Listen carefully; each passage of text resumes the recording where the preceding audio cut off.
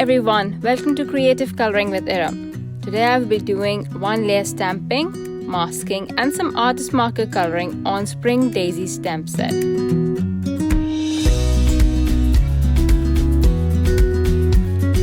For the stamping, I'll be using the permanent black ink by Altenew, which is an alcohol marker friendly ink. If you do use this ink, I'd suggest you either heat set the image for a bit or leave it for some time to dry. I'll start by stamping the largest daisy first and then I'll mask it. For the mask, I'm using a regular printer paper that I've stamped on and I'm adhering it with Altenew glue tape. I'll then stamp the second daisy and mask it as well. Next, I'll take the leaf stamp, the one that has a pair of leaves, and add a bunch of leaves. When I'm done, I'll remove the mask and stamp a bud image to complete the look. I will use a pencil and draw a stem. Then with a 0.1 permanent black pen, I'll go over the pencil line. Today I decided to first add a light color wash to my background first. I usually do this after I've colored the image, but today I thought that it would be easier and that's something new to show you. My panel is Crest white cardstock and it is not a watercolor cardstock, so I'll have to be very careful with how much water I add to the panel, otherwise it will start warping. The light color wash that I am adding is frayed leaf watercolor from the 36 pan watercolor set, and to brighten the green background I will also add a little bit of bamboo watercolor. Once I'm happy with the look, I'll dry this panel and start coloring the flowers.